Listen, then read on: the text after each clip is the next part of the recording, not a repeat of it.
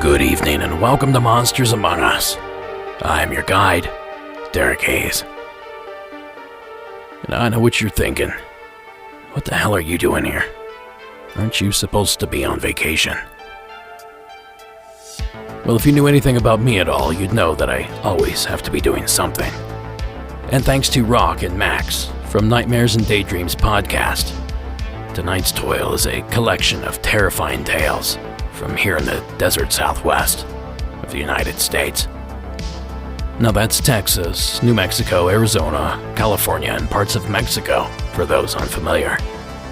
And we're doing all this, like I said, thanks to Nightmares and Daydreams, a Texas-based program that focuses on this notorious region of the country. But we'll touch more on all that here in a little bit. For now, find yourself some shade, pour yourself an ice-cold drink, and brace yourself for this bonus episode of Monsters Among Us. Tales from the Southwest, brought to you by our friends at Nightmares and Daydreams Podcast. And it's actually in the land of enchantment that we find our first story of the evening. Jesse from New Mexico, what do you have for us? Hey Derek, this is Jesse from New Mexico. I just discovered your podcast about an hour or two ago, and I needed to call right away to share something that I haven't been able to share with anybody because I don't know what they're going to think of me or how they're going to react to the story. And this is something that happened to me last month in September. It was very recent. If you recall, we had a September, Friday the 13th, with a full moon, and this is when my story took place. It was on a Friday, and for whatever reason that I do not recall, I got home early that day from work. So I usually get home around 5 o'clock. It must have been 4 o'clock when I got home. My wife was in the kitchen baking, and my two boys were in their rooms playing. At which point I noticed my neighbor's dog started barking. And typically, since we live in the desert landscape, in a deserted area, our backyard is nothing but just desert hills. That's all it is. So normally when he sees like a jackrabbit or people hiking or off-road vehicles moving back, that's what he starts barking at. So I figured that this is what it was. So I go to the backyard just to make sure that everything's okay, and I notice that he's walking towards the front of the house. So at which point I started walking towards my front door, and I opened up the wooden door but left the spring door closed. I noticed that there was a gentleman kneeling in my driveway. So I thought this was strange at first, since we live at the top of a cul-de-sac. And it goes uphill. I thought maybe he was a jogger, just like in what I would describe as a person who's going to run track in the starting position. That's how he was. But then I noticed that for about a minute he didn't do anything, and he was wearing sandals. So I was like, okay, if he's a jogger, he's not going to wear sandals. So I decided not to do anything and decided just to let it play out. So 2 minutes go by, and I notice him stand up and kind of scope out my house through the front yard. And he started walking towards the front door. He rang my doorbell, to which, at that point, I already was waiting there for him to see what he wanted. And he tells me, hey, good afternoon. I was just walking around the neighborhood, and I just saw your Halloween decorations. It is worth noting that me and my wife put up our Halloween decorations pretty early, and by early I would mean September 1st. They are on. We're big into Halloween. But it's nothing menacing. Innocent pumpkins. Little skeletons, nothing, I would say, gross or vile or anything of that nature. So he tells me, he's like, well, I've noticed you have your Halloween decorations up. And then he proceeds to tell me, it's kind of early, don't you think? So I was like, oh, okay, it's one of these. So to which I respond, just okay. And he said, yeah, I noticed that they're kind of early, so I wanted to see if you had a couple of minutes to talk. And I said, no, I'm fine. Thank you, though. I appreciate it. You have a good afternoon. At which point he was about to say something else, but then he notices that my mood wasn't a welcoming tone. The way I told it, because at this point it is worth noting that I start just feeling weird, just like a weird vibe. Hard to describe, just uneasy, I guess that would be the word that I'm looking for. So he proceeds to say, oh, okay, well then thank you, I appreciate it, and start walking. He starts walking away from my front door, at which point he goes back to my driveway and kneels down again. Now, at this point I get agitated, and my wife is there with me, and she noticed that I had this interaction with this gentleman. So when I notice him kneel again, I walk outside my house. My wife is behind me, and I tell him, excuse me, sir, you're on my property. If you need something, please let me know. If not, thank you. Have a good afternoon. And then he proceeds to get up, walk towards me, and then he tells me, oh, are you upset that a certain candidate lost the state Senate for the particular state? And at which point I tell him, I'm not in the mood to talk politics. I appreciate it, though. You have a good afternoon. And then he proceeds to get a little closer to me. Now, at which point, this is where it gets a little strange. He started walking towards me, and at the same time, my neighbor gets there at this exact time. Now, my neighbor is kind of a menacing-looking person. I'm really good friends with him. He has a big beard. And he notices me having this interaction with this gentleman in my driveway, and my wife was there with me. He gets off of his car, and he notices that I'm in an agitated state. So what he does is that he proceeds to walk in my yard. He goes over his little rock barrier that separates our house, and he asks me, what's wrong? What's wrong? And at which point the gentleman is like, I just wanted to talk to you about, and I cut him off again. I was like, listen, if you need something, let me know now, or else please get off my property. He goes, oh, okay, well, in that case, can I have a glass of water? To which I respond, no, you may not. Please leave. This is the last time I'm going to tell you. At which point he goes, oh, okay, then God bless you. And he leaves. So I started telling my neighbor at this point, what happened prior to him getting there. And I thought throughout this interaction, okay, maybe this is just person who was offended that I had my Halloween decorations up, did not support the candidate that I support, and he just wanted to make his opinions known. I thought it was one of those situations. But it didn't feel that way. It felt uneasy, like I was explaining earlier. It is worth noting that me and my wife walk through this neighborhood a lot. It's a small developmental area. New houses are being built. It's fairly new. So when we walk, we notice, and we know our neighbors, and we recognize everybody's face for the most part. This gentleman, I've never seen him before. He was in his mid-40s. He had sandals. He had a button-up shirt. He had khaki shorts. And I've never seen him before, never seen him since. So this is, again, right when the story takes a strange, unexplained turn, paranormal maybe, but I was uneasy with this interaction. I didn't feel right. I went back inside. My neighbor went back inside.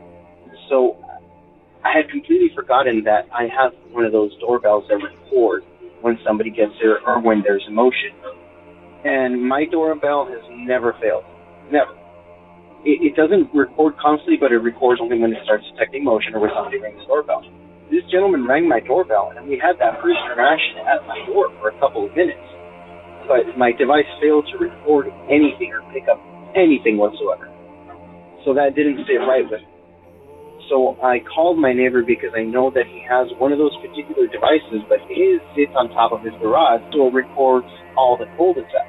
It gets the front of our house, our driveway, and most of the little cul-de-sac. I texted him. I said, hey, can you please just look at your video? I want to see if we have video of this person. Maybe I can just send it out to the neighborhood and be like, hey, does anybody know this person? This is kind of strange, whatever the case may be. So at which point he takes about 5 minutes to text me back and said, can you please come over? I go over to his house, and he proceeds to show me something that I still can't explain, and I'm actually getting goosebumps talking about it again. He shows an interaction where he got home. I'm out there with my wife. He proceeds to walk up to me, just like I explained earlier, but there's nobody else in this video. Nobody else. Now, I racked my brain about it. I was like, okay, maybe we just missed him. But no, during the time that this was recorded, he was there. I know he was there. And I know I'm not crazy. There was 2 other adults there, my wife and my neighbor. And we kind of haven't talked about it since, and I kind of don't bring it up. It freaked my wife out, for a couple of weeks. And honestly, I still think about it. It was fairly recent. So that's my story. Thank you.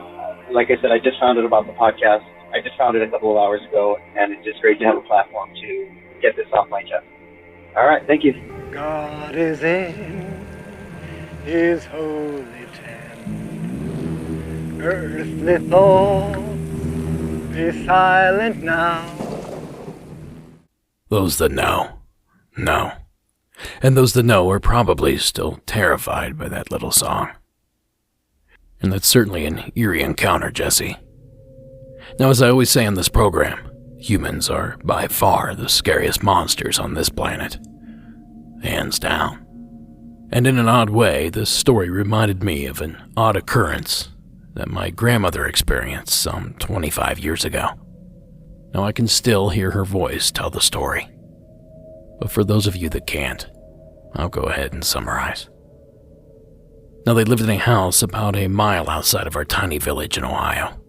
Maybe some 2,500 people. The road had a fair amount of car traffic, as there was an oddly placed apartment complex down the hill. But there was very little to no foot traffic. Well, one warm summer afternoon, she heard a knock at the door. She answered to find a skinny man in a loose-fitting suit standing in the doorway. Now, she claimed all he did was ask for ice water. So she closed the door. You see, country folks like my grandparents were anything but friendly in situations like these. In their defense, partly because of previous trespassers to the farm. So anyway, she shut the door and fetched the man a plastic cup of ice water and told him he could keep the cup. Then she closed the door. Well, a few moments later, my grandfather came up from downstairs to tell my grandmother that he saw a skinny man in a suit dumping water onto their lawn from a cup he recognized as theirs. Now, in all fairness, my grandparents' water tasted terrible, so perhaps he took one sip and decided that wasn't for him. But ever since she told me that story, I found it very odd and peculiar. But I doubt there was anything paranormal about this encounter. But it just goes to show how even the simple act of asking for a glass of water can somehow appear creepy. Now, perhaps that's because it's not hard to imagine practically anyone doing something unsettling. It's almost as if it's part of our nature. But in reality, Jesse is kind of lucky here. He's lucky that the man wasn't able to gain entry into the house. A Fairview mother dealt with a serious scare inside her young daughter's bedroom last weekend. She says a stranger entered their home, sat on her 6-year-old daughter's bed, and then refused to leave.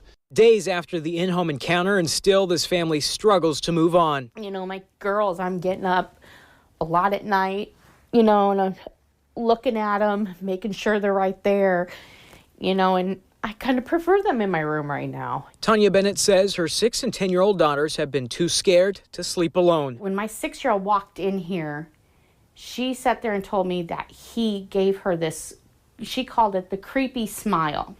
And she's waking up with nightmares about a creepy man with a smile now. Bennett says it was her youngest daughter who first found the man in her room. The girl, only 6 years old, screamed for her mother. My 6-year-old comes screaming down the hallway, "There's some man in my room, there's some man in my room." Police say this man, 49-year-old, sat on her bed and refused to budge. He was sitting right there, his arms crossed.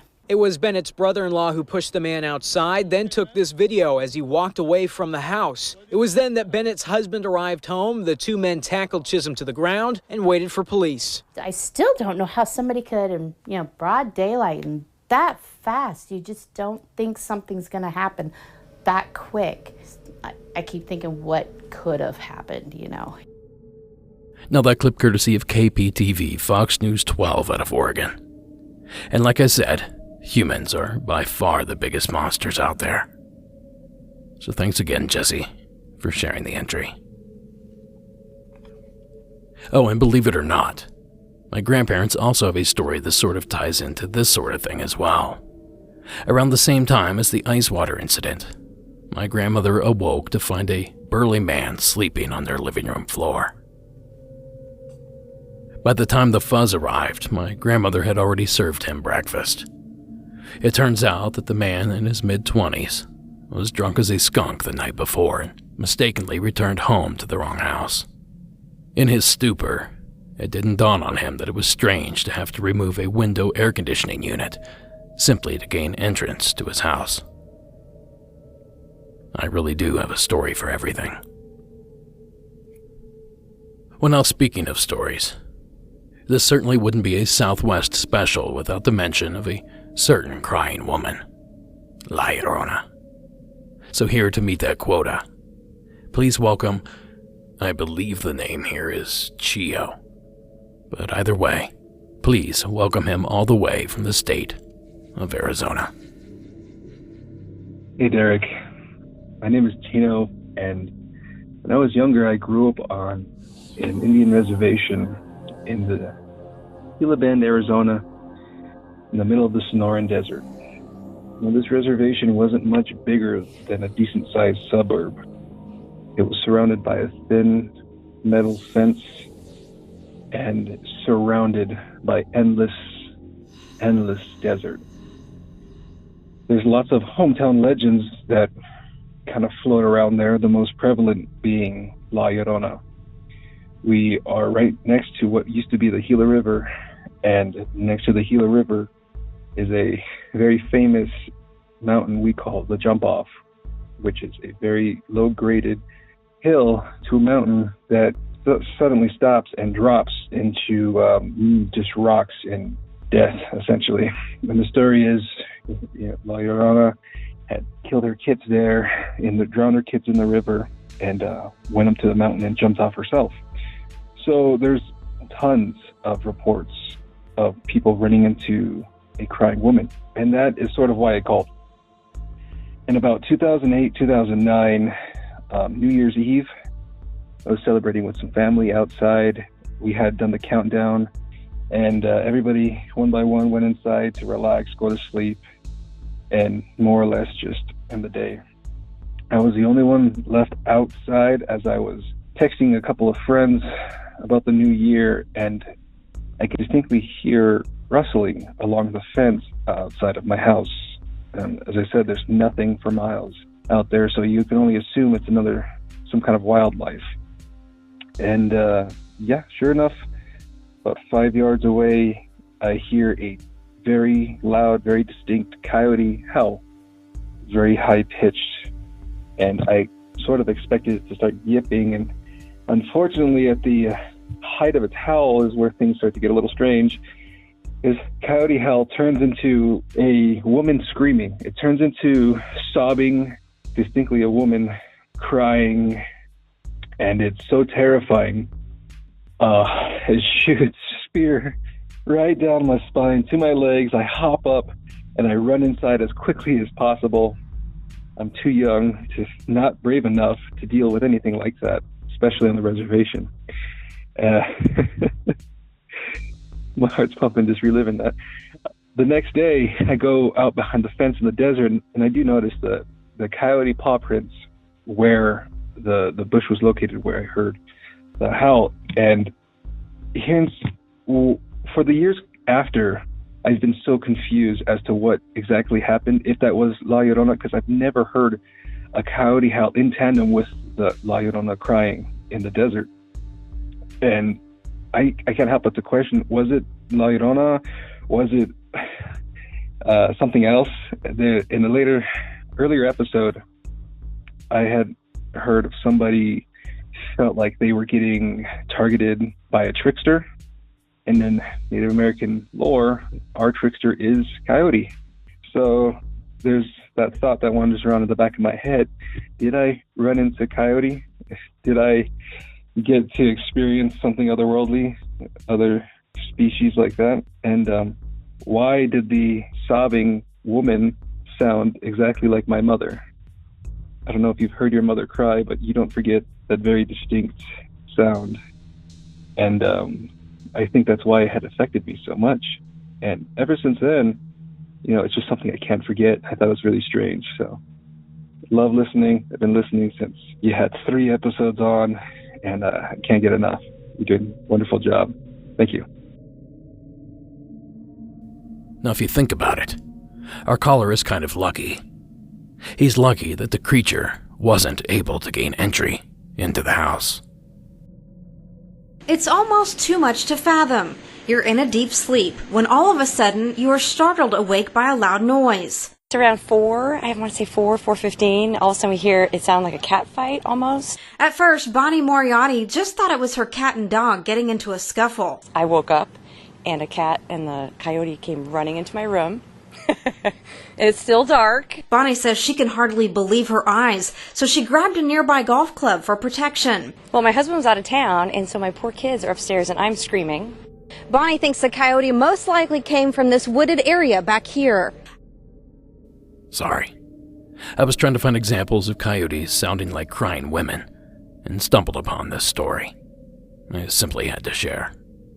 Now, it's courtesy of WNCN, CBS News 17 out of North Carolina. And I was a bit surprised that I was unable to lock down any audio clips that seemed to depict a coyote crying like a woman. There's plenty of screams out there, but there's an obvious distinct difference. But come to think of it, I've always been told that bobcats are the animal out there that replicate that eerie sound. Regardless, thank you, sir, for sharing your entry. And next time, do us all a favor, grab your phone and start recording. I'd love to get some ears on some of these sounds. Now, while you have that phone in your hand, if you have a story you would like to hear shared on the show, simply call the hotline at 1-888-608-NIGHT. That's 1-888-608-6444. Well, we've had a weird guy and a coyote in the bedroom. So why not round this thing out with an old-fashioned ghost? Please welcome Robin from Texas to the program. Hi, Derek. This is Robin calling in from San Antonio, Texas. And I'd just like to say, as of January the 15th, 2021, you have a new subscriber, my friend. I have enjoyed going back and listening to past shows. It's been awesome. So, new fan. Before I begin, I just want to say that the females in my family, I don't want to say we gravitate towards weird things. I think weird things gravitate towards us. And I've got many, many stories that I will be sharing here and there with you. I mean, I've even been told stories from when my mom was younger, and all of the females in her family have experienced things. So it's like generational, I guess you could say. So let me begin by saying this happened back in 2001. This had to be late 2001, yes. I had to move in with my sister and my niece because I went into kidney failure due to diabetes. I was also losing my sight due to the same disease. So my sister's like, no, you're going to come live with me so I can help take care of you, so on. So we all moved into an apartment in this little town called Castroville, not too far out from San Antonio. And things were going well. My domain was the living room. That's where I crashed and spent most of my time. My niece had her bedroom. My sister had the master bedroom, and things were going well. During the week, when my sister would go to work about 6:30 in the morning, I would gather up my bedding, and I'd go take off into her room and, grab some more Z's on her bed. Well, this was one of the mornings that, just usual stuff. My niece would go to school. My sister would go to work. I'd grab my things, and I'd go crash in her room. Well, this particular morning, it was a bit nippy, but it wasn't bad enough to turn on a heater. So that was off. The windows were closed. Ceiling fan was off. I'm laying down on my sister's bed trying to go to sleep, and the next thing I know, it's just like this magazine is being just casually thumbed through, page by page by page. Now, I knew there were magazines on the floor because, my sister just would toss them on the floor, after she would look at them and whatever. And I'm like, okay, this is not right. So I go through the checklist.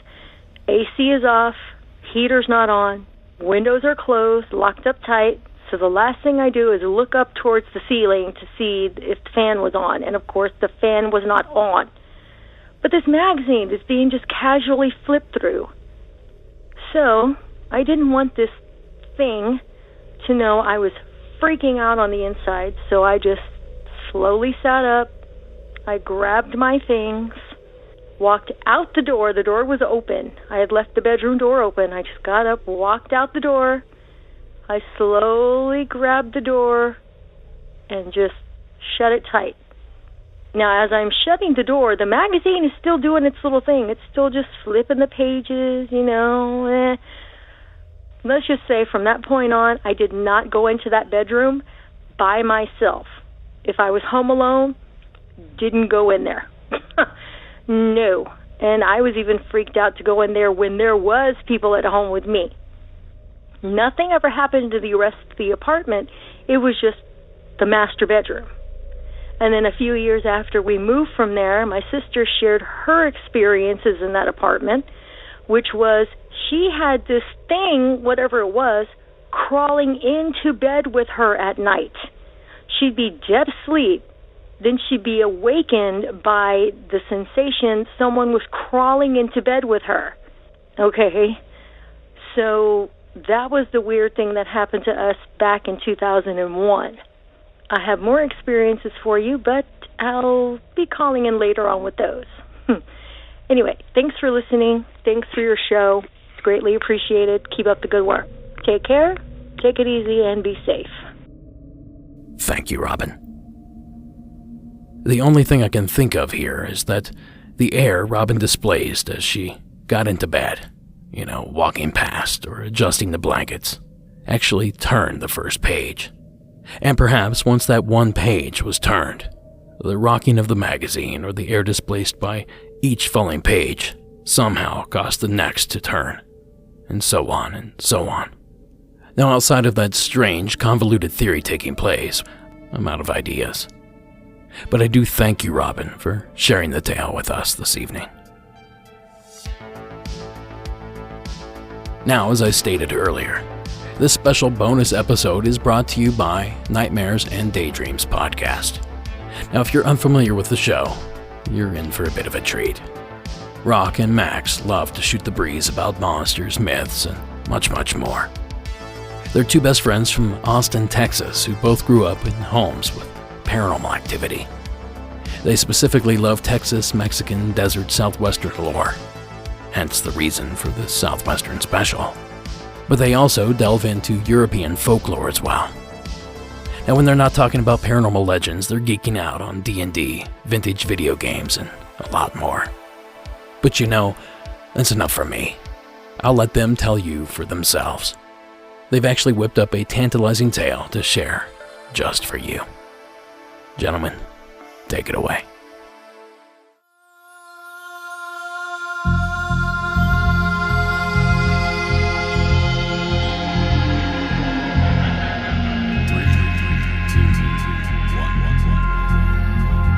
Three, as they say, is the magic number. The rule of three, for example, in some occult circles, states that whatever energy, be it positive or negative, that a person puts out into the world will be returned upon them threefold. From Aladdin's 3 wishes to 3 strikes you're out, to the witching hour starting at 3 a.m., 3 is woven into the daily fabric of our lives. 3, according to the lore, is also the number of times La Lechuza will whistle at you before she attacks. What's that? There are still those of you out there who haven't heard of the legend of La Lechuza. Well, sit a spell and let us enlighten you on the infamous and deadly Mexican witch bird. Welcome to Nightmares and Daydreams.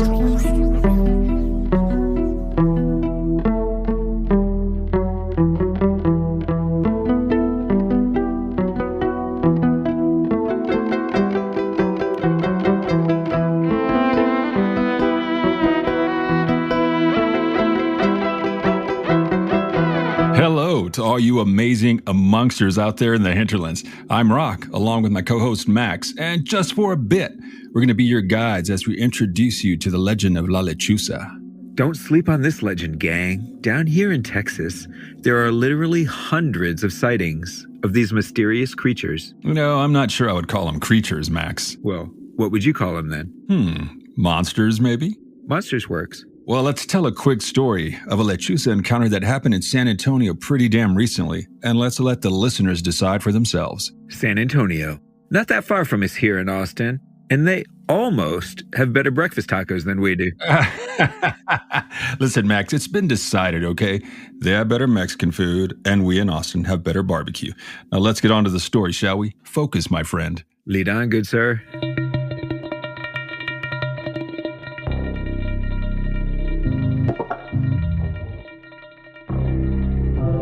This happened to my cousin, and it involved my aunt. So the story was, for years, my cousin would wake up in the middle of the night and hear her mother speaking Spanish to someone in their kitchen. And this went down several times a week, like pretty frequently. My cousin said she'd ask her mom who she was talking to when she was younger. And her mother told her she was dreaming. But as the years went on, the occasional late-night conversations continued, and my cousin inquired again and again. And her mom told her it was none of her business and to stay in bed if she heard talking. It was adult business, she said. So years pass, and my cousin is in college by this time, and she's at home for the holidays. Now, this was right before the pandemic, so I'm thinking 2018 or 2019. Anyway, she just happens to hear her mom speaking Spanish in their kitchen around 3 a.m. again. And this time she decides to throw caution to the wind and find out what's going on. Well, she sneaks into the kitchen and sees her mom talking to this horrible half-owl, half-woman creature through the open kitchen window. She knew what this was immediately. Every Mexican kid in South Texas did. It was a lechuza, a witch, a bruja, and her mom was talking to it. Now, as soon as my cousin saw the lechuza, it saw her and let out this loud, horrible whistle before it flew away, the wings making loud flapping noises. She confronted her mom, who refused to speak of it, who told her she had imagined the whole thing. In fact, my aunt never said another word about it. Now, the funny thing is, this aunt, her mother, she was always whispered by the rest of the family to be a bruja herself. And the family stepped lightly around her, because it was said she would curse you, give you the ojo, or the evil eye, if you offended her. So this story, in my mind, confirmed that, yeah, I'm pretty sure my aunt was a witch.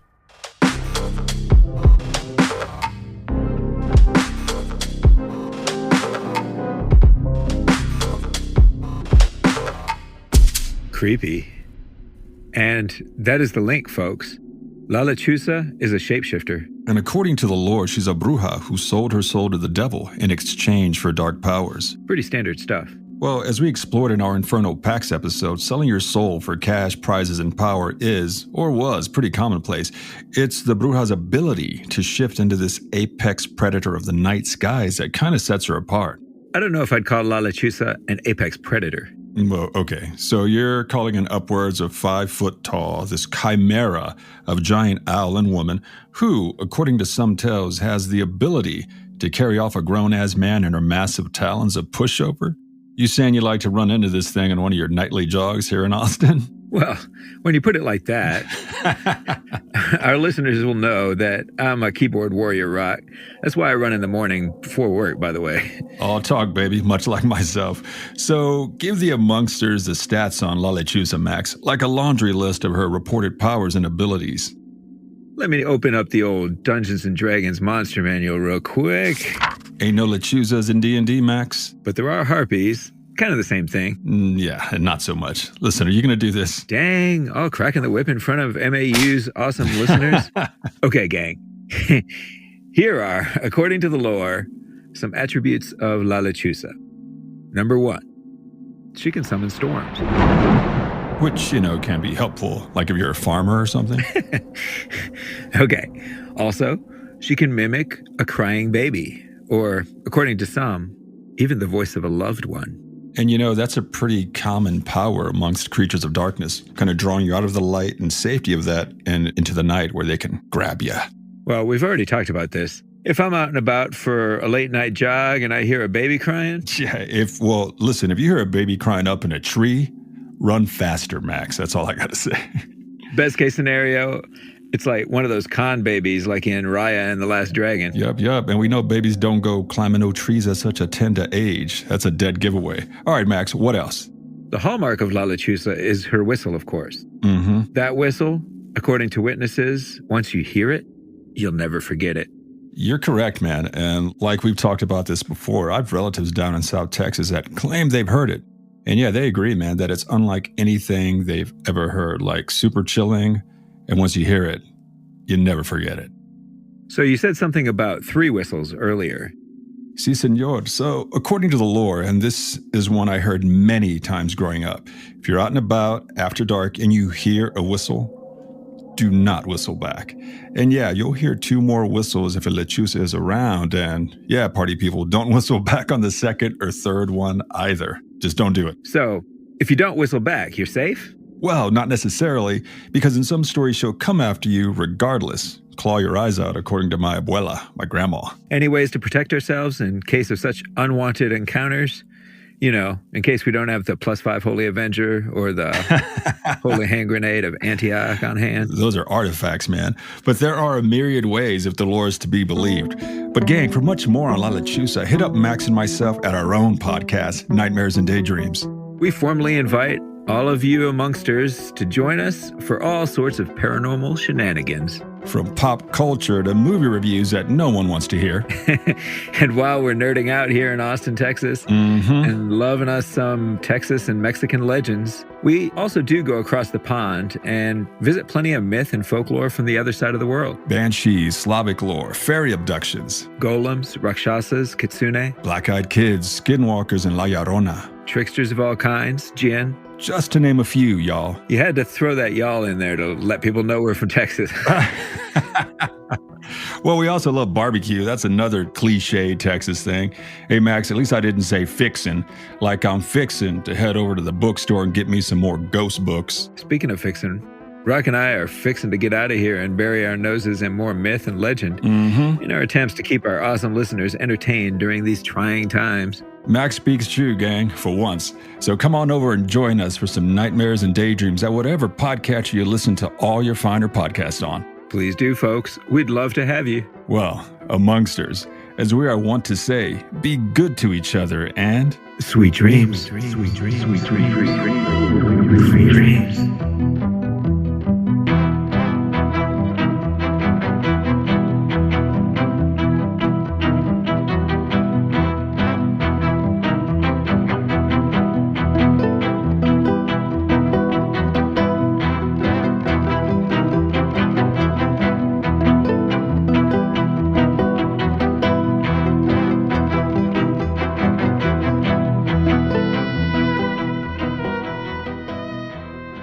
Well, that certainly was spooky and goes hand in hand with our Llarona story. So thank you, Rock and Max from the Nightmare and Daydreams podcast, for sharing that fun little legend and for sponsoring tonight's episode. For more information, subscribe to Nightmares and Daydreams podcast wherever you listen to your podcasts. And head over to their website, nightmarespodcast.net, for more information. So now let's get back to the action. And kicking off the back half is Hannah, also from the state of Texas. Hey, this is Hannah from Texas. I have a short story. It's maybe a UFO story, but probably nothing. I just want to call, see if anybody knows what's up with this. So the other night, my husband and I were driving in the country, and on the way back to the city, I was staring at what I thought was a planet. I figured it was a planet because it was a bright, light in the sky. It didn't twinkle, and it definitely wasn't a plane because I've been watching it for about 10 minutes, and it hadn't moved a bit. Then it just snapped out of existence. I mean, I tried rationalizing this, like maybe a cloud passed over, but the only clouds in the sky were really small, and the planet never reappeared. So we made the same drive the next night, and it still wasn't there. So it's that's a little weird. But, I'm not a big fan of UFO stories. Like, I believe there's life out there, but, to be honest, I always kind of blank out.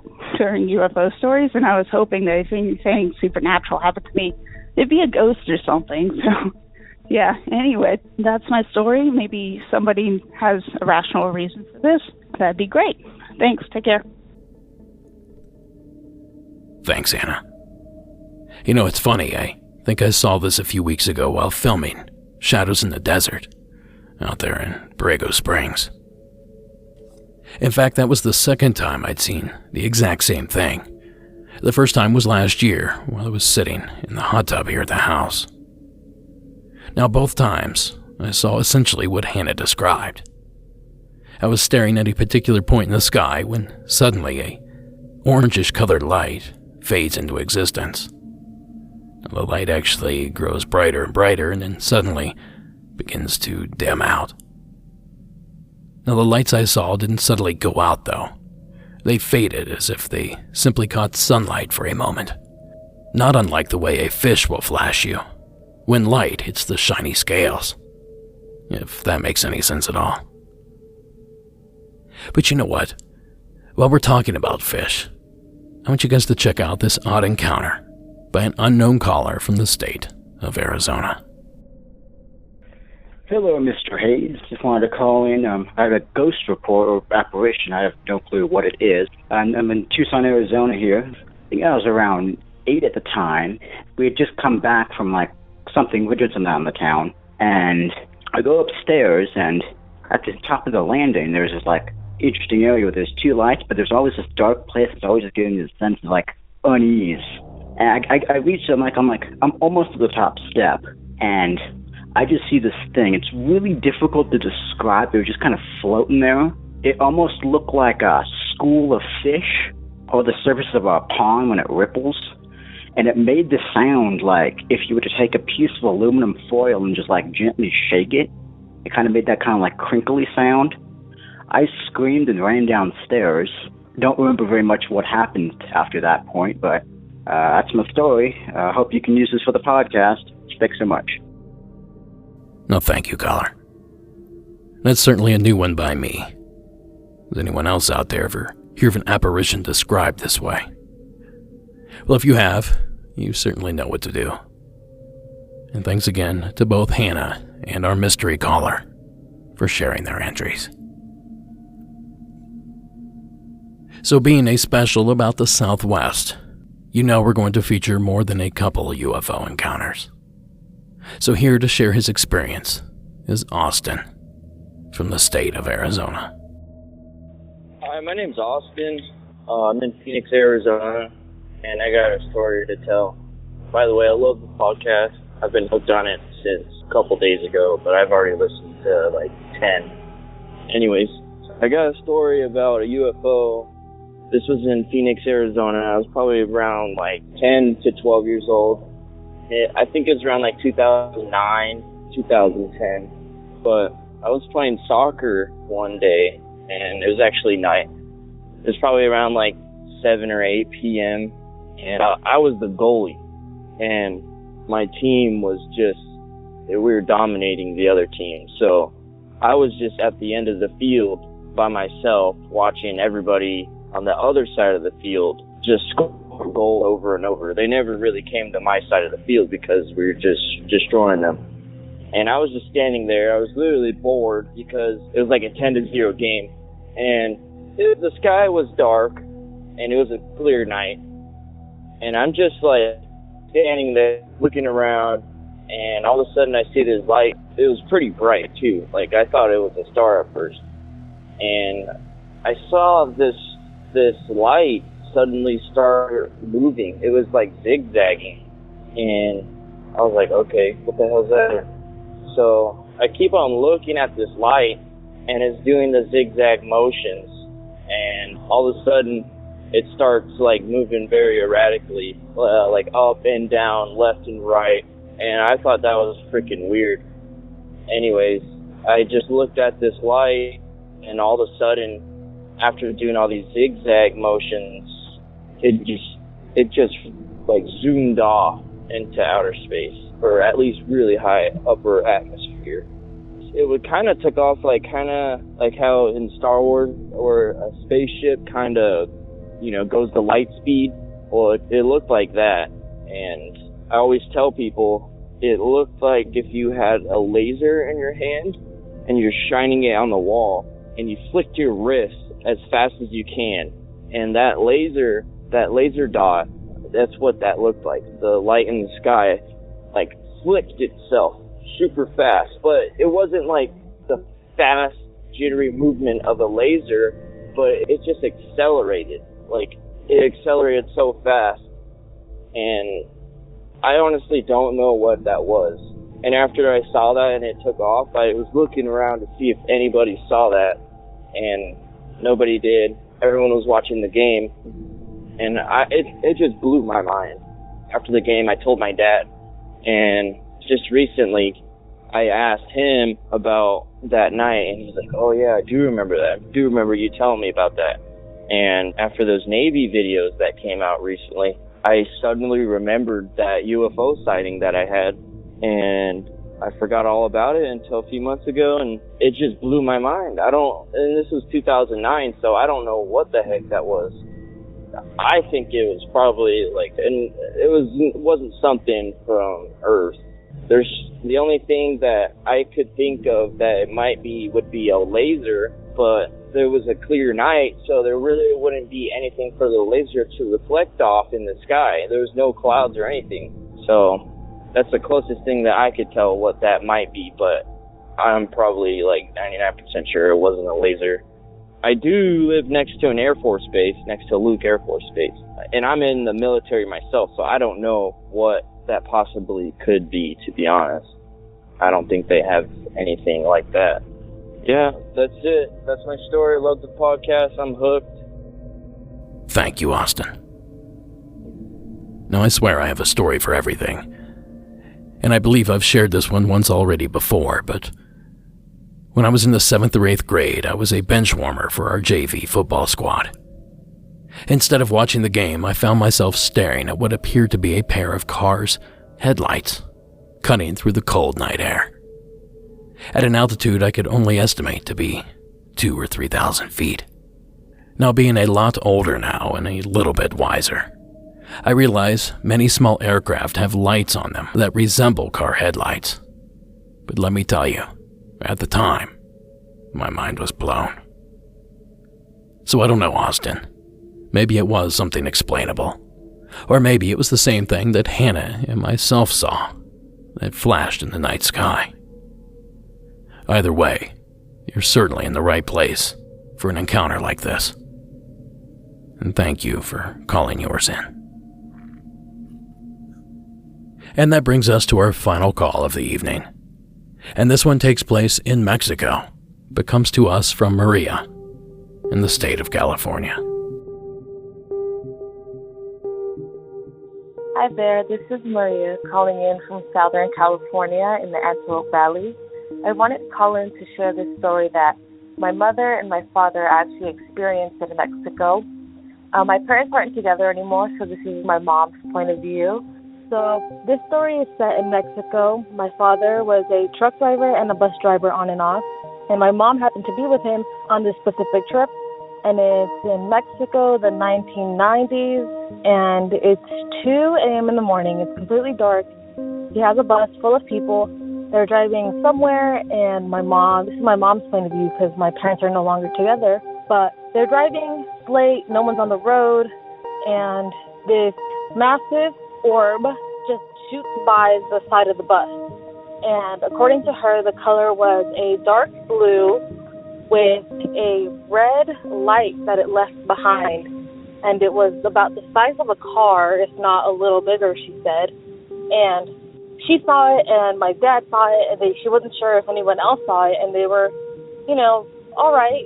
No one was delusional or falling asleep, and she knew that it was real because other people saw it when they came to their arrival, and they all were kind of speculating of what it was and what it could have been. But what was scary to them wasn't just that this big light just zoomed by, it was that it took off into the sky after it passed them a couple feet. And from there, they just lost it, in sight. So I don't know if this is some sort of alien connection, some sort of ghost thing, or some sort of aircraft being, but I found that really interesting, and I really liked that. And it's really crazy. Yeah. Thank you so much. That is pretty wild. Thanks, Maria, for relaying the story. Now, I won't go into my usual rant about ball lightning, other than to say it should be considered in this particular scenario. But outside of that, I'm fairly perplexed about what this bus passed that evening. Then I started thinking to myself, what if it was a plane that passed by the unidentified flying object? The speeds would be much greater, and I'm sure the fear factor would be as well. Well, then that's when I remembered that all of that already happened. An American Airlines pilot saw something mysterious recently during a flight from Cincinnati to Phoenix. This was just on Sunday.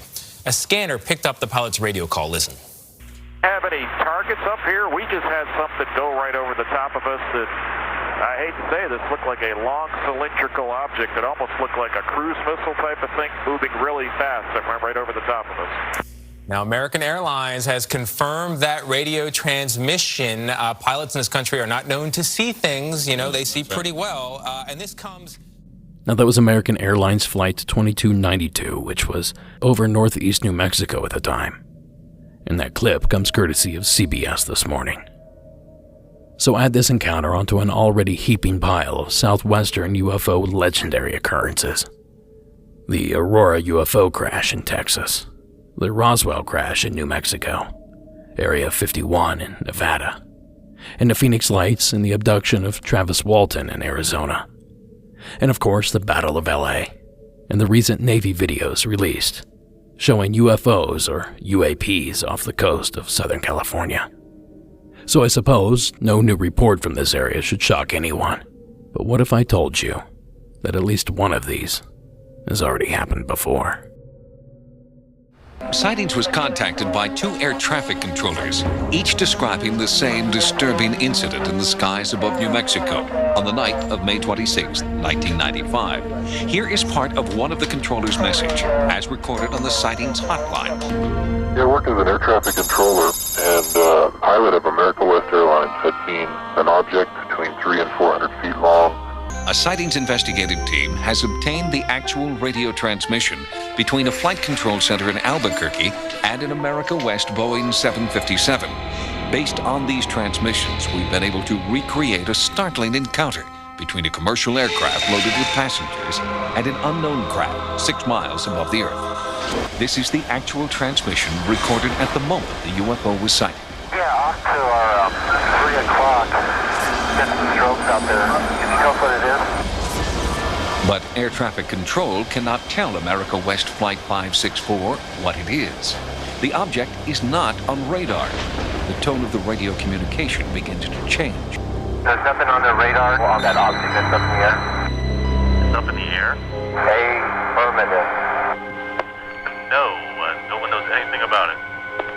What's the altitude about? I don't know, probably right around 30,000 or so, and the length is unbelievable. Albuquerque controllers contact the military for an earthbound explanation. Anna, go ahead. Hey, do you guys know if there was anything like a tethered balloon or anything released that should be above tie band? No, we haven't heard nothing about it. Okay.